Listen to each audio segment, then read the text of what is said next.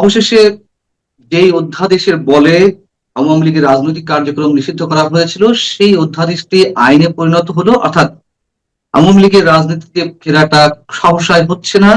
ফিরতে হলে নতুন করে নির্বাহী আদেশ জারি করতে হবে প্রজ্ঞাপনের মাধ্যমে, যে সরকার বলবে যে আওয়ামী লীগের উপর থেকে রাজনৈতিক কার্যক্রম তুলে নেওয়া হলো। মোদ্দা কথা এরকমই। এর মধ্য দিয়ে আগামী রাজনীতি কোন দিকে যাচ্ছে, নিষিদ্ধ নিষিদ্ধ খেলা শুরু হয়ে গেল কেন নতুন করে এই বাংলাদেশের রাজনৈতিক দল নিষিদ্ধ করার যে একটি প্রক্রিয়া, একে অপরের প্রতি প্রতিহিংসা মেটানোর একটা মোক্ষম সুযোগ কিনা, সেসব বিষয়ে আমরা কথা বলবো। এই বিষয়ে আলোচনার জন্য আমাদের সঙ্গে যুক্ত রয়েছেন ঢাকা বিশ্ববিদ্যালয়ের আইন বিভাগের অধ্যাপক doctor Sheikh Hafizur Rahman Curzon. Sheikh Hafizur Rahman Curzon, আপনাকে স্বাগত জানাচ্ছি। এবং যে বিষয়টা নিয়ে গত কয়েকদিন ধরে বেশ তুমুল আলোচনা হচ্ছিল, বিএনপি অবশেষে অধ্যাদেশটি রেটিফাই করলো, তাদের উদ্যোগেই বিল আনা হয়েছে এবং সেটি পাশ হয়েছে। এর মধ্য দিয়ে মানে আপনার প্রতিক্রিয়াটি প্রথমে একটু জানতে চাই যে এটির কি খুব প্রয়োজন ছিল? এটি তো ডক্টর ইউনূস সরকার করেছিল, তার যে জঙ্গি শাসন বা আপনার যে শব্দ ইউনূস গং, তারা এটি করেছিল। এবং বিএনপির পক্ষ কাছ থেকে তো মানুষের একটু ভিন্ন ধর্মীয় প্রত্যাশা ছিল যে না, গণতান্ত্রিক পথে হাঁটবে। আপনার প্রতিক্রিয়া জানতে চাচ্ছি প্রথমেই। এই আইনটা যদি উচ্চ আদালতে চ্যালেঞ্জ করে কেউ, আমার মনে হয় সেটা টিকবে না। যে মানদণ্ডের ভিত্তিতে আওয়ামী লীগকে নিষিদ্ধ করা হয়েছে তাতে তো প্রত্যেকটা সরকারি দল যখনই তারা সরকারে ছিল এই ধরনের কর্মকাণ্ড তারা কম বেশি করেছে। সব সরকারি দলই সরকার পতনের সাথে সাথে তাদের নিষিদ্ধ করার ন্যায্যতাও এই আইনের দ্বারা তৈরি হবে। এবং আরেকটা যেটা বড় বিপদ, যে আপনি দীর্ঘমেয়াদে বাংলাদেশকে একটা পঙ্গু রাষ্ট্রে পরিণত করার একটা বিষয় হয়ে গেল। কারণ আপনি আজকে যদি বিএনপি আওয়ামী লীগকে এইভাবে নিষিদ্ধ করে, 5 বছর পরে কিংবা 7 বছর পরে কিংবা 3 বছর পরে আওয়ামী লীগ যদি জনসমর্থন নিয়ে এসে সরকার গঠন করে, তারাও যদি একইভাবে বিএনপিকে নিষিদ্ধ করে, তাহলে পরে এইখানে এই নিষিদ্ধ আর এই প্রতিহিংসার চক্রেই আমরা ঘুরপাক খেতে থাকবো। আপনি বলছেন যে আদালতে গেলে এই আইন টিকবে না, অথবা চ্যালেঞ্জ করলে আওয়ামী লীগ রাজনীতি ফিরতে পারবে, তার উপর রাজনৈতিক কার্যক্রম নিষিদ্ধের যে আদেশ সেটি অবৈধ বলে হয়তো আদেশ দিতে পারে। আমাদের আদালত সম্পর্কে নতুন করে কোনো মন্তব্য করতে চাই না, আপনি নিশ্চয়ই বুঝতে পারছেন কি বলতে চাইছি। যদি সেরকম কিছু না হয় তাহলে আওয়ামী লীগের রাজনীতিটা আসলে কোন দিকে যাবে, ছোট করে যদি বলতেন 1 মিনিটে। আওয়ামী লীগের রাজনীতি তো আপনি আরো 10 গুণ 50 গুণ শক্তিশালী। ধন্যবাদ আপনাকে। পৃথিবীর কোন দেশেই এইভাবে নির্বাহী আদেশে কিংবা আইন করে রাজনৈতিক দল নিষিদ্ধ করা, এরকম একটা দল যে দলটা কমপক্ষে 40% মানুষকে রিপ্রেজেন্ট করে। কারণ আপনার এটা আপনি অ্যামনেস্টি ইন্টারন্যাশনাল বলেন কিংবা জাতিসংঘ বলেন কিংবা কোনোভাবেই আপনি ধরেন ডোনাল্ড ট্রাম্প, তিনি যে নির্বাচিত হয়েছিলেন দ্বিতীয় দফায় নির্বাচনের ক্ষেত্রে, তিনি যখন বাইডেনের কাছে হেরে গেলেন তখন হোয়াইট হিলে তার সমর্থকরা যে আক্রমণটা করলো এবং সেখানে তো কয়েকজন হত্যাকাণ্ডের শিকার। কিন্তু তাতে তো সেটা খুব নিন্দনীয় ঘটনা এবং এরকম সহিংসতা আমরা পৃথিবীর বিভিন্ন দেশে রাজনৈতিক দলকে কেন্দ্র করে পাই। কিন্তু সেই জন্য রাজনৈতিক দলকে নিষিদ্ধ করা, কোনো ব্যক্তিকে নির্বাচন থেকে সরে দাঁড়ানো, এই জিনিসগুলো তো আমরা দেখি না। তাতে করে জটিলতা আরো বেশি তৈরি। বিএনপিকে কেন এই দায়িত্বটা নিতে হলো যে আইনি প্রণোদ করে ফেললো একেবারে? এটা কি খুব বেশি প্রয়োজন ছিল? বিএনপি কি আওয়ামী লীগকে ভয় পাচ্ছে বা আওয়ামী লীগ বিহীন একটা মাঠ তৈরি করতে চাচ্ছে আগামী দিনের রাজনীতির জন্য, যেটি ডিপ স্টেটের খেলা ছিল, যে আওয়ামী লীগ বিএনপি দুটোই মাইনাস হবে, একটা বিশেষ সাম্প্রদায়িক শক্তিকে ক্ষমতায় বসাবে? এটা কি তারই কোনো এক্সটেনশন, আরেকটু সফট আকারে? আসলে অনেকগুলো বিষয় অপেক্ষা করছে। কারণ আপনি এর ভেতরে যেমনটা আমি বলছিলাম যে বিএনপি কিন্তু তাদের তরফ থেকে আওয়ামী লীগকে নিষিদ্ধ করার দাবিও আমরা শুনিনি এই ইউনূস সাহেবের সময়, এবং তারা কিন্তু সেটা বলেছে যে তারা কোনো রাজনৈতিক দলকে নির্বাহী আদেশে নিষিদ্ধ করার বিপক্ষে। এবং আমরা যখন নির্বাচন হয়েছে তখনও কিন্তু আমরা দেখেছি যে বিএনপির তরফ থেকে ইভেন জামাতে ইসলামও আওয়ামী লীগের যে বিশাল ভোট ব্যাংক, সেই ভোটের জন্য তারা নানা রকম ভাবে চেষ্টা করেছেন এবং সেই নির্বাচনী সভায় কিন্তু অনেকেই আপনার আওয়ামী লীগের প্রতি যথেষ্ট ইতিবাচক কথাবার্তা বলেছেন। এবং নির্বাচন হওয়ার সাথে সাথে আমরা দেখেছি কোথাও কোথাও বিএনপির যে নেতৃবৃন্দ, তাদের সহযোগিতায় আওয়ামী লীগের অফিস খুলে দেওয়া হয়েছে। এবং আপনার ডক্টর মোহাম্মদ ইউনূসের শাসনামলে আমরা আরেকটা যে খুব নেতিবাচক এবং ধ্বংসাত্মক প্রবণতা লক্ষ্য করেছি, সেটি হচ্ছে যে আপনার উগ্রবাদী শক্তি কিংবা বাংলাদেশ বিরোধী শক্তি তারা আওয়ামী লীগ নির্মূলের সাথে সাথে বিএনপিকেও নির্মূলের কথা তারা একদম মানে প্রকাশ্যেই বলেছে। এবং দুটো দলকেই তারা আপনার চাঁদাবাজদের দল বলে অভিহিত করেছে, স্বৈরাচার বলে অভিহিত করেছে। এবং দুটো দলকেই তারা এই সেদিনও 11 দলীয় জোট জোট যে আপনার সমাবেশটা করলো, সেখানে তারা বলছে যে 72-এর যে বাকশালী সংবিধান, সেই সংবিধানের পক্ষে যারা, জাতি আজ দুই ভাগে বিভক্ত, একদিকে হচ্ছে 72-এর বাকশালী সংবিধানের পক্ষে যারা, আর যারা 72-এর সংবিধানের বিপক্ষে। সুতরাং এরকম একটা পরিস্থিতিতে এবং আপনার যদি এটা বিষয়টা এরকম হতো যে একটা রেজিম চেঞ্জ হয়েছে, তারপরে রাজনৈতিক আমাদের আওয়ামী লীগ এবং বিএনপি তারা পরস্পরের প্রতিদ্বন্দ্বী রাজনৈতিক দল, তাদের নিজস্ব রাজনীতি আছে, ম্যানিফেস্টো আছে, দর্শন আছে, তাদের কর্মসূচি আছে, সেটা নিয়ে তাদের ভিতরে নানা রকম মতবিরোধ হয়, তারা নানা রকম অনেক সময় সহিংসতা হয়, সেরকম কিছু হলে আমি এত বিস্মিত হতাম না। কিন্তু বিষয়টা হয়েছে যে আমাদের এখানে গণতান্ত্রিক রাজনীতির যে অভাব এবং আমাদের এই যে বড় দুটো দলের যে পাল্টাপাল্টি এবং প্রতিহিংসার, এটার সুযোগে কিন্তু আপনার বাংলাদেশ বিরোধী উগ্রবাদী শক্তি কিন্তু শক্তিশালী হচ্ছে।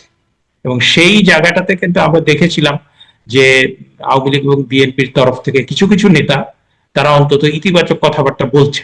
এবং আপনার বিভিন্ন জায়গাতে যারা আমরা আলোচনা করি এবং যারা সাংবাদিক, যারা সুশীল সমাজের, তারাও কিন্তু এই কথাটা বলছিলেন। এবং অনেকের প্রত্যাশা ছিল যে আপনার নির্বাচনের পরে গণতন্ত্রের স্বার্থে, বাংলাদেশের মানে অগ্রযাত্রার স্বার্থে সবাই মিলে আমরা একটা ইতিবাচক রাজনীতি শুরু করব।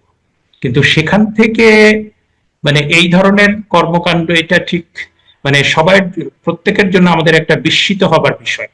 কারণ এরকমটা আমরা আশা করিনি। কারণ তাদের কথাবার্তা কিংবা কর্মকাণ্ডে যদি বিষয়টা এরকম হতো যে হ্যাঁ, আপনার ইউনূস সাহেবের সময়ে বিএনপির তরফ থেকে বলা হয়েছে যে তাদেরকে নিষিদ্ধ করা হোক, কিংবা নির্বাচনের সময় তারা আওয়ামী লীগের প্রতি যথেষ্ট রিলাক্টেন্ট ছিল, হ্যাঁ, কিংবা তার পরবর্তী আচরণেও আমরা যদি দেখতাম যে ভীষণ রকম বিরোধী, এটা আমরা জানি যে তাদের কয়েক দশকের রাজনীতি পরস্পরের বিরোধিতা করেই অগ্রসর হয়েছে। কিন্তু স্বৈরাচার বিরোধী আন্দোলনে তো তারা একসাথে কাজও করেছে।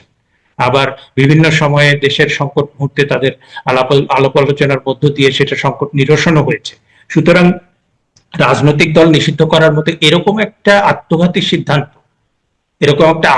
সিদ্ধান্ত, এবং বাংলাদেশ আওয়ামী লীগ যদি আমরা বলি, তাহলে এটা তো শুধুমাত্র একটা রাজনৈতিক দল না, এটা সামাজিক শেকড় আছে, এটা সাংস্কৃতিক শেকড় আছে, এটা বুদ্ধিবৃত্তিক শেকড় আছে। তা আপনি সেইটাকে কি করে উপড়ে ফেলবেন? এবং রাজনৈতিক দল, ছোটখাটো রাজনৈতিক দলকে নিষিদ্ধ করেও আপনার জটিলতা বেশি হয়।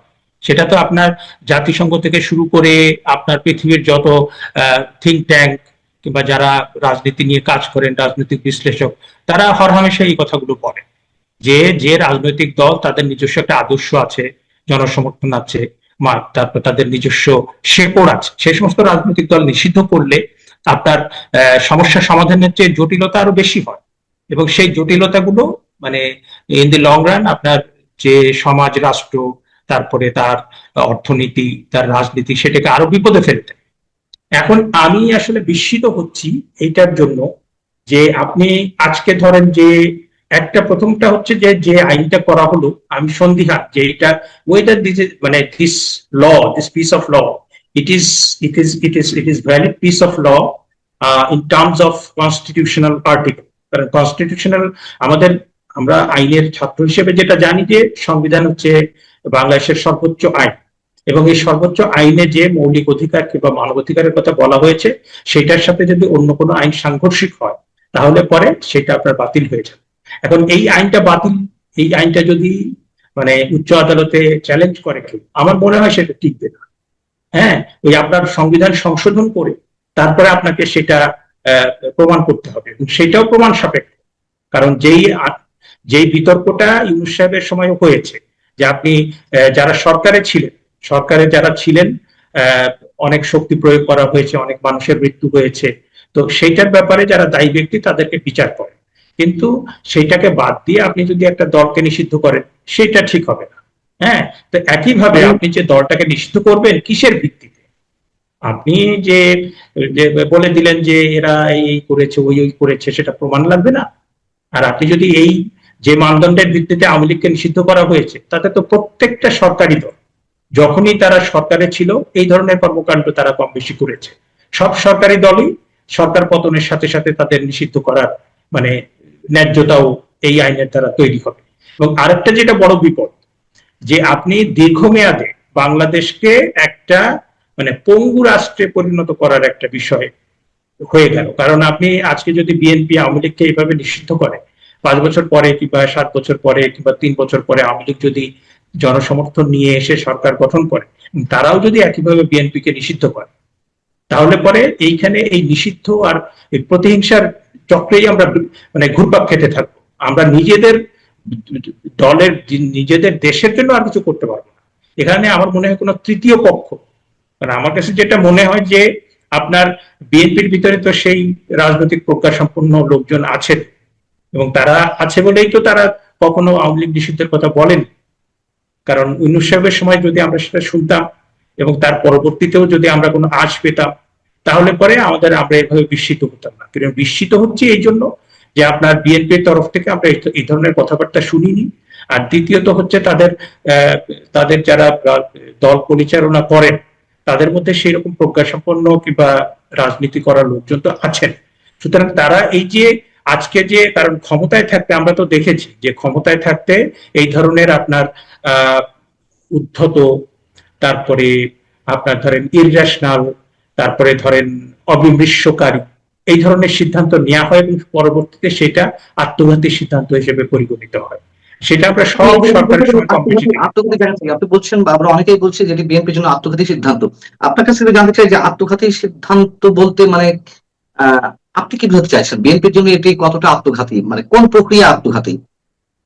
আমি যেটা মনে করি যে আপনার মাননীয় প্রধানমন্ত্রী তারেক রহমান, তিনি যখন বাংলাদেশে আসেন, তার কর্মকাণ্ড, তার কথাবার্তা সবকিছু মিলে একটা ইতিবাচক ভাবমূর্তি তৈরি হয়েছে।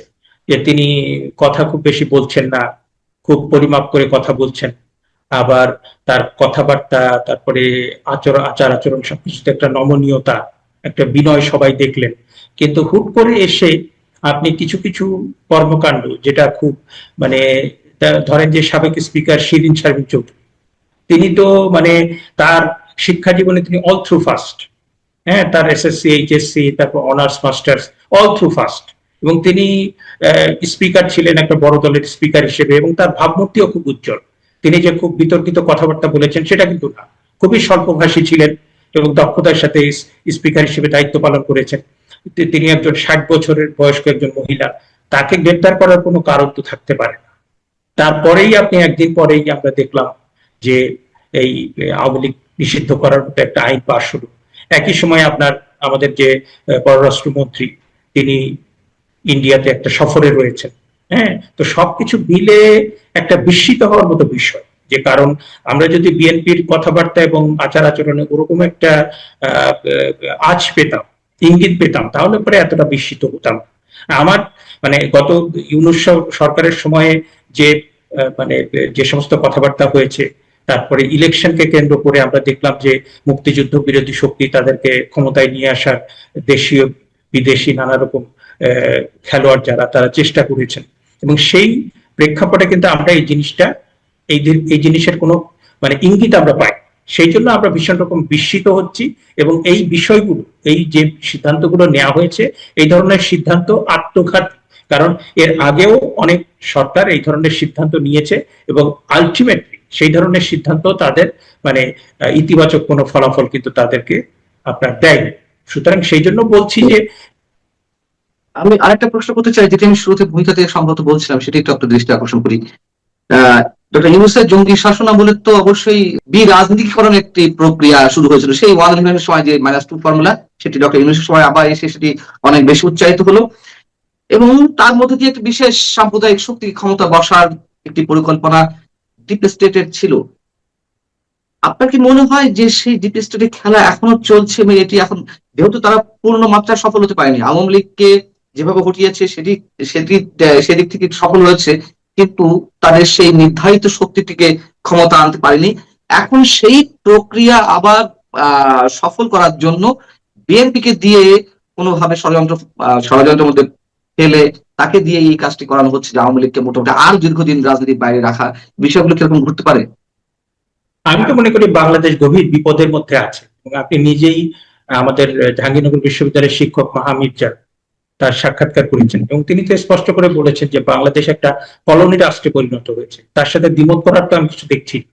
বিশেষ করে বিএনপি আমার কাছে যে নতুন জনগণের ভোটে নির্বাচিত হওয়ার পরে বিএনপির যে সরকার গঠিত হয়েছে, আমার কিন্তু অনেক ইতিবাচক আশা ছিল যে তারা সরকার গঠন করবেন এবং প্রত্যেকটা জায়গাতে খুব পরিপক্ক সিদ্ধান্ত নেবেন। হ্যাঁ, কারণ আপনার বিএনপি তো অনেকদিন পরে ক্ষমতায় এসছে, অনেক রকম মানে প্রতিবন্ধকতা, অনেক রকম ষড়যন্ত্র, অনেক কিছু উপেক্ষা করে সেটার সামাল দিয়ে সেটাকে মোকাবেলা করে এসছে। এখন সবচেয়ে বেশি আমরা অবাক হয়েছি নতুন সরকারের ক্ষেত্রে। আমাদের যে প্রত্যাশা ছিল, একটা হচ্ছে বাংলাদেশ ব্যাংকের গভর্নরের যে নিয়োগ, আর একটা হচ্ছে পররাষ্ট্রমন্ত্রী খলিলুর রহমান। এখন পররাষ্ট্রমন্ত্রী খলিলুর রহমান যতক্ষণ ওখানে আছেন, মানে ততক্ষণ তো বিশ্বাস করাটা খুব কঠিন যে আপনার এই মানে সরকারটা কতটা স্বাধীনভাবে চলতে পারবে। হ্যাঁ, এবং আমরা তো এতদিন আমাদের মানে গণতন্ত্র সরকার যে খুব স্মুথ ছিল সেটা বলবো না, কিন্তু তারপরেও এখন যেরকম একটা নাজুক অবস্থার ভেতরে, এবং আমাদের প্রত্যেকটা বেশ কিছু জায়গাতে আমাদেরকে মার্কিন যুক্তরাষ্ট্রের অনুমতি নিয়ে আমাদেরকে আমরা তাদের কার কাছ থেকে জ্বালানি কিনবো, কার কাছ থেকে সামরিক সরঞ্জাম কিনবো, বেশ কিছু জায়গাতে আমরা যেভাবে মার্কিন যুক্তরাষ্ট্রের অনুমতি নিতে হচ্ছে এবং সেটার পাহারাদার ডক্টর খলিলুর রহমানকে বসানো হয়েছে, তাতে করে এটা তো একটা কলোনি রাষ্ট্র, মানে একটা কলোনিতে পরিণত হয়েছে। এবং এটা তো এখন আমরা দেখছি যে মানে শেখ হাসিনার চেয়ে বড় দেশপ্রেমিক, মানে তিনি যে তার তার তার তার যে দেশপ্রেম ছিল এবং তিনি যে দেশপ্রেম নিয়ে সরকার পরিচালনা করেছেন, সেটাতে অ্যাপ্রিসিয়েট করতেই হবে। হ্যাঁ, আরেকটা হচ্ছে যে এই যে বাংলাদেশটা যে দীর্ঘমেয়াদে, কারণ জিওপলিটিক্যাল স্বার্থ তো আপনার মানে জিওপলিটিক্স এর যারা এখানকার নিয়ন্ত্রক, তারা তো এমন একটা সরকার চাইবে যে সরকারটা তাদের কথা অনুযায়ী কাজ করবে, না হলে পরে তাদের যে স্বার্থ সেটা তো তারা হাসিল করতে পারবে না।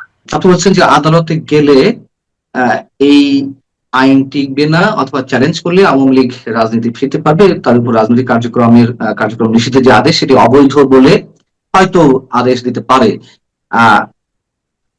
আমাদের আদালত সম্পর্কে নতুন করে কোনো মন্তব্য করতে চাই না, আপনি নিশ্চয়ই বুঝতে পারছেন কি বলতে চাইছি। যদি সেরকম কিছু না হয় তাহলে আওয়ামী লীগের রাজনীতিটা আসলে কোন দিকে যাবে, ছোট করে যদি বলতেন এক মিনিটে। আওয়ামী লীগের রাজনীতি তো আপনি আরো 10 গুণ 50 গুণ শক্তিশালী হয়ে ফিরে আসবে। কারণ আমরা গত 15 বছরে দেখেছি না, যে সমস্ত দলকে নির্মূল করার চেষ্টা হয়েছে, যে সমস্ত দলকে নিষিদ্ধ করা হয়েছে, তারা তো 2 গুণ 3 গুণ 5 গুণ বেশি শক্তিশালী হয়ে ফিরে এসছে। এখন ধরেন যেটা করা হলো তাতে আওয়ামী লীগের 6 মাস 1 বছর কিংবা বেশ কিছুদিন খুব কষ্টের ভিতরে যাবে, কিন্তু এতে করে আওয়ামী লীগের শক্তিটা আরো অনেক বেড়ে যাবে। হ্যাঁ, আওয়ামী লীগ তো 10 গুণ 20 গুণ 50 গুণ বেশি শক্তিশালী হয়ে ফিরবে। আমার কথাটা হচ্ছে যে প্রত্যেকবারই যদি আমরা এরকম ভুল করতে থাকি, হ্যাঁ, যে বিএনপি কে আপনার তাদের উপর নানা রকম নির্যাতন হয়েছে, তারা অনেক শক্তিশালী হয়ে জনগণের ভোটে আবার ক্ষমতায় ফিরে এসছে, এখন তারা যদি ক্ষমতায় এসে আবার ভুল করে, আবার যদি পরবর্তীতেও যারা ক্ষমতায় আসবে তারাও ভুল করে, এই ভুলের চক্রে যদি আমরা ঘুরতেই থাকি, হ্যাঁ, তাহলে পরে বাংলাদেশটা সামনে যাবে কিভাবে? এবং বাংলাদেশকে আপনি ভারতের মতো দেশে দেখেন, তারাও কিন্তু কোনো একটা সিদ্ধান্ত নেওয়ার ক্ষেত্রে সবগুলো দলকে ডেকে সিদ্ধান্ত নিচ্ছে।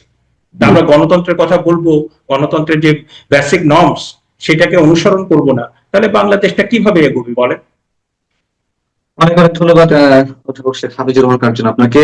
আপনার আশাবাদের জায়গাটি যেন বাস্তবে পরিণত হয়, আমরা সেটাই চাই। দর্শক, আপনারা যারা শুনছেন আপনারা ভালো থাকবেন। আল্লাহ হাফিজ।